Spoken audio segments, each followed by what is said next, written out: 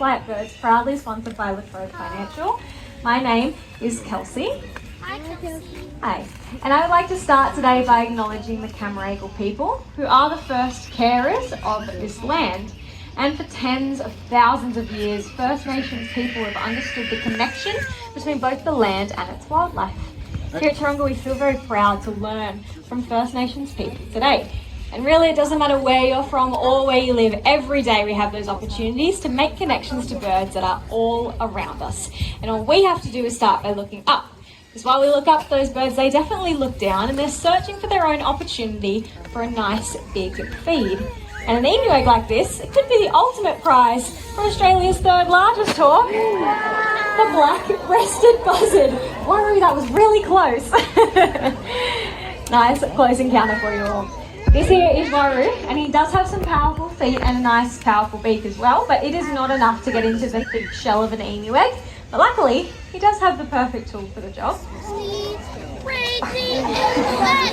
Now, the use of a rock as a tool is nothing we have to teach the black-breasted buzzard how to do. This is an instinctual behaviour. Nice work, Waru! He hatched out of his own egg with that knowledge already hardwired in his brain. It is instinct. Now, we usually associate the use of tools with humans and other primates, so it is so exciting to get to see a bird like Waru able to achieve his goals today. And it does go to show we actually have so much more in common with birds than what we may have previously thought. Now, the black-breasted buzzard, they're a great example of an active daytime hunter. They're out and about during the day searching for that prey. But as it starts to get darker, it gets harder and harder to see. And even though these birds have incredible vision, sometimes the prey they're after is not always visible. But luckily, they have some beautiful camouflage to keep them hidden, so they can sneak up on their prey. Now see if you can hear anything at all as this next bird flies over.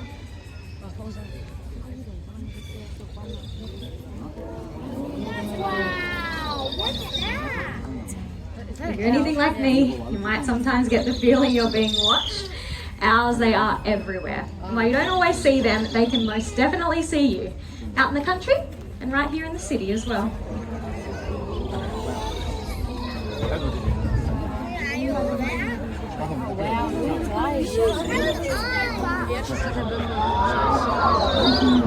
Now this here is Ripley, and Ripley is a barking owl. Barking owls actually like hunting during the day. In fact, about half the world's owls do, and that's because of what they like to eat. Because barking owls like Ripley, they're going to be eating other birds, and it's using their big, powerful feet that these birds can take down others even larger than themselves. Very impressive hunting.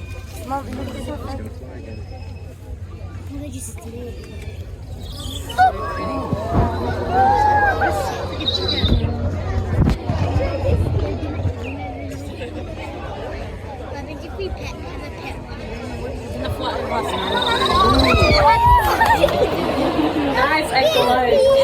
But as the sun goes down, a barking owl is going to look to hunt something a bit different. That could be things like rats and mice, but even something as large as a possum, before they return to their own nice safe branch to rest.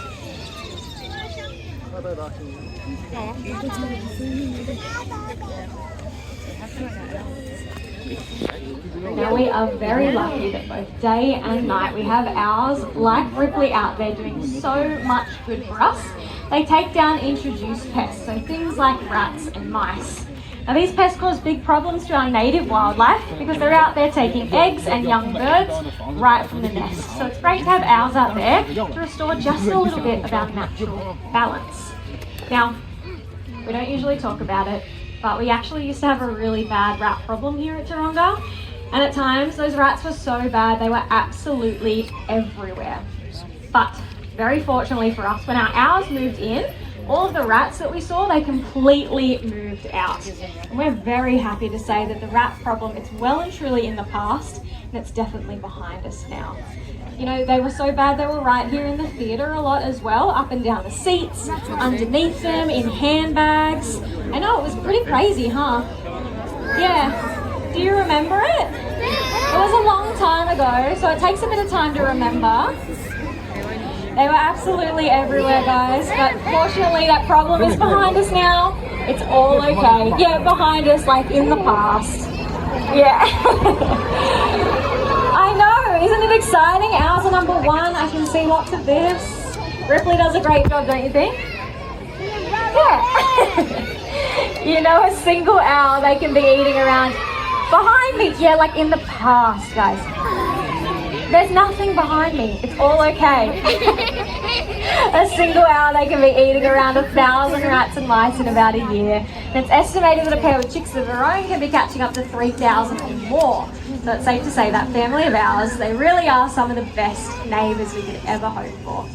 But owls are not the only birds that are going to be out there hunting in our backyards at night. In fact, one of Australia's lesser known predatory birds, they also hunt under the cover of darkness. And while not all of us get the chance to see these birds, it's very likely, if you listen, to get to hear one.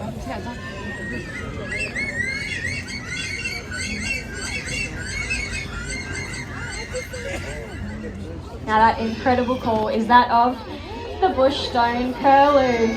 And this here is Uma, and she is capable of flight, but they are a ground-dwelling bird. They're often found around open woodlands and plains, and really close to people as well.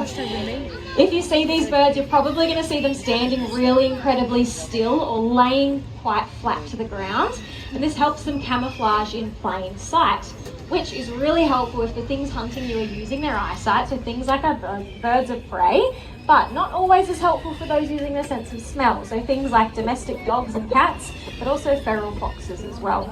Now, the bushstone curlew were once widespread across Australia and really common here in Sydney, but their numbers are taking a rapid decline and they've unfortunately become threatened in most states. But there are still things that we can do to help these birds, like just keeping our pets inside at night, and that is the turning point needed for a lot of Australia's native wildlife. Now, we are pretty lucky that each of these birds we've seen so far have been an Australian native, but you don't have to travel very far to make a connection to birds. And there is an exotic. It's done the travelling for you already. It voyaged across the seas and alongside people, and it allows you all your everyday connections. Be surprised if you don't know this next one. It's the chicken! But this is not any regular old chook. This here is Mentari, and he's actually a red jungle fowl. And originally from Southeast Asia, the red jungle fowl are the ancestor to all modern day breeds of chicken. And they've boasted a relationship that's lasted with us people for around 8,000 years.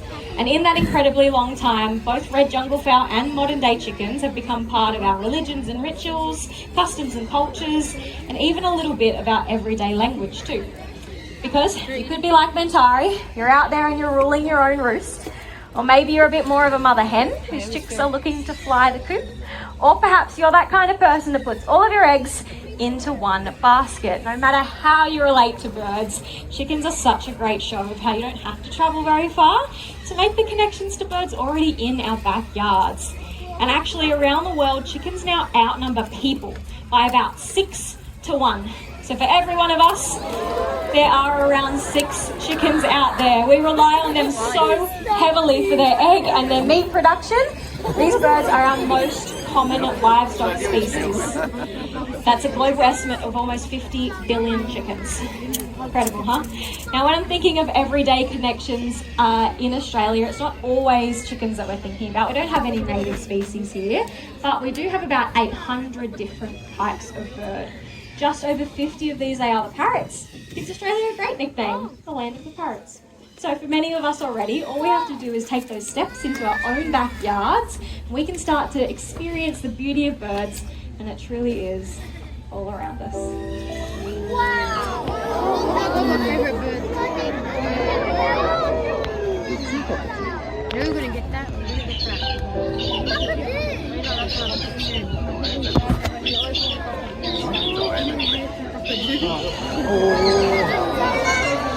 That's a parrot. That's a original. What is that? There's a cockatoo. Now you're all probably quite familiar with some of the cockatoos and maybe even the last. We've got a few of our hens hanging out on stage too. You might be able to see them in the bushes there.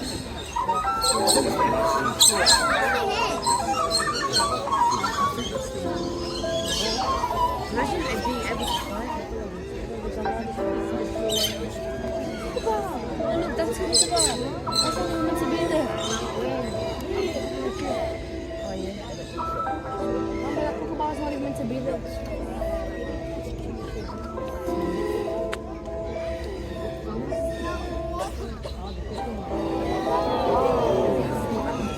Not all of us are lucky enough to have these kinds of birds in our backyards. This is a red-tailed black cockatoo. Look at my picture.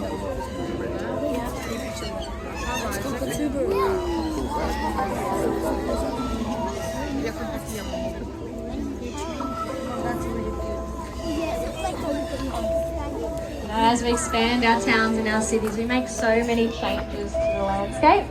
Not all birds can adapt to those impacts, especially those happening in their own lifetimes.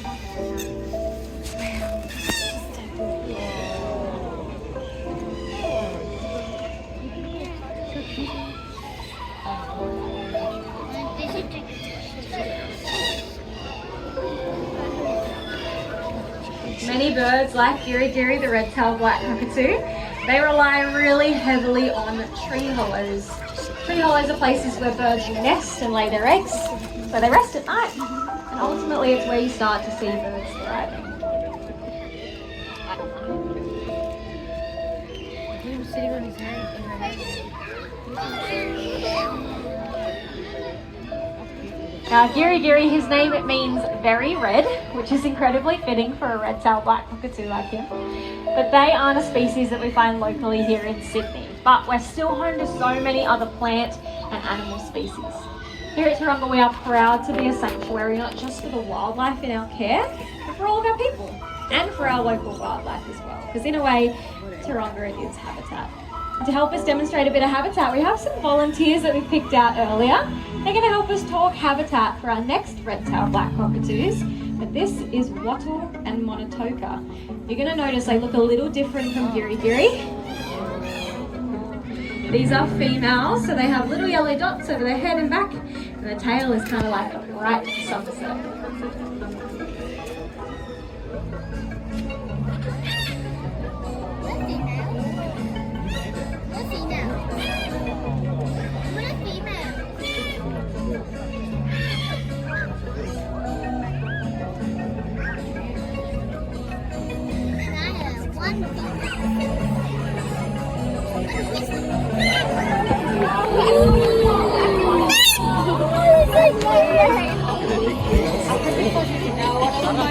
They have some really special names. They're named after species of plant and decline in native red-tailed black cockatoo habitat. And that is that really important reminder of the connection that birds like this have to all of the environments that they live in.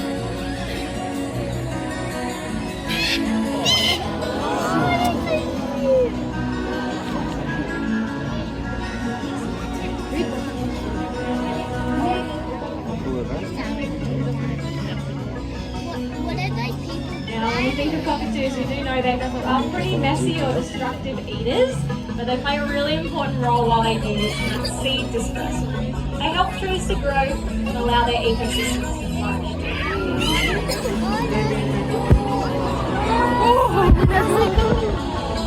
I mentioned earlier the importance of tree hollows for birds like this, but one large enough to house a red-tailed black cockatoo can take about 150 years to form. And with a lot of Australia's forests being new growth, it becomes increasingly difficult for the birds to find them.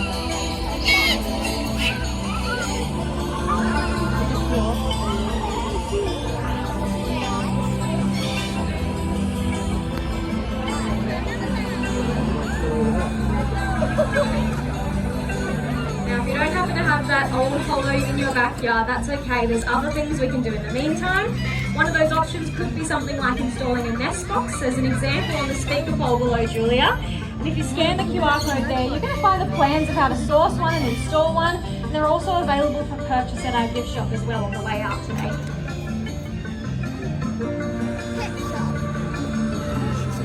Well,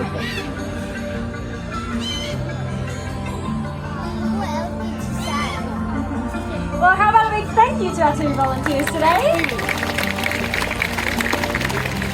Incredible trees. Now, if you'd like to install a nest box, that is a great take-home action. But you can get involved right here, right now as well if you'd like to.